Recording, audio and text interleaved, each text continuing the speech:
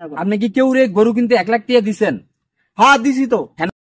ওখানে সময় নাই, অনেক আবার কয় ফ্রিজ আর একটা লাগবো, আগে কই চালো না, অনেক কয় ফ্রিজের জায়গা ধরতো না। আচ্ছা যাক ভালো হয়েছে, দেখি বাজারও যাইতাছি, হ্যাঁ যদি আবার কেউ ঠিক কেমিকে জায়গা গরু কিনতে চাই, হ্যাঁ যদি আবার কিছু দিতে পারি তাহলে টাকাটা আবার আগ যাইব না।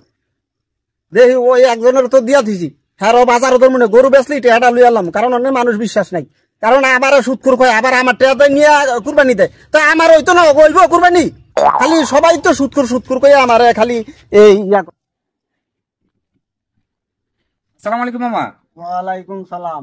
কই যেতেছেন? জামু ফ্রিজ কিনতে। একটু কথা ছিল আপনার লগে আমার। আর কথা আছে বেটা, অনেক সময় আছে, ফ্রিজ কিনতে বোঝাই তাড়াতাড়ি। আপনার বাসায় না ফ্রিজ আছে? বাসায় ফ্রিজ আছে, আর একটা লাগবে ফ্রিজ। আপনি 2 ফ্রিজ দেখি করবেন? আর 2 ফ্রিজ লাগবে, এক গরু কুরবানি দেব। এক গরু কুরবানি দিলে 2 ফ্রিজ দেখি করবেন? আপনার তো 1 ফ্রিজই ভরতো না। আরে 1 ফ্রিজে ভরতো না কিছু, আমি ওই সব গরু গোছাবার ওই ফ্রিজে রাখবো, এটা একটা ধরতো না। আপনার কুরবানি হইব? কি আর কুরবানি হইতো না? গরিব মিসকিনরে যদি আপনি কুরবানির গোশত না দেন, আপনার কুরবানি তো নিয়ে হইতো না। হ্যাঁ আমি এত টাকা কুরবানি দেবো, গরিব মিসকিন লই আমি বইয়া রইছি, গরিব মিসকিনটা দিতে। আরে শুনেন, এখন দিয়েন, নালে তো কুরবানি হইতো না আনমের মিয়া। বেটা আমার কুরবানি তো এমনি হয় না। কি আরে কই কি আরে আবার জানোস না, সবাই আমার সুদখোর কয়। সুদ করে সুদের টিয়া থেকে গরু কিনছেন?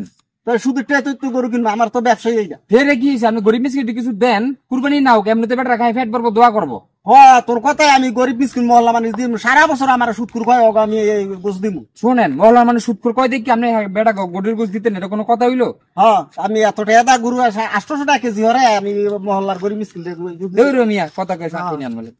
মামু কি সাবার পিছু টাকা কি ওই আবার সময় দেখলাম কিছু লোক আপনার নামে সমালোচনা করতেছে মিয়া। আমার নামে আবার কি সমালোচনা করে? আপনি কি কেউ রে গরু কিনতে 1 লাখ টাকা দিছেন?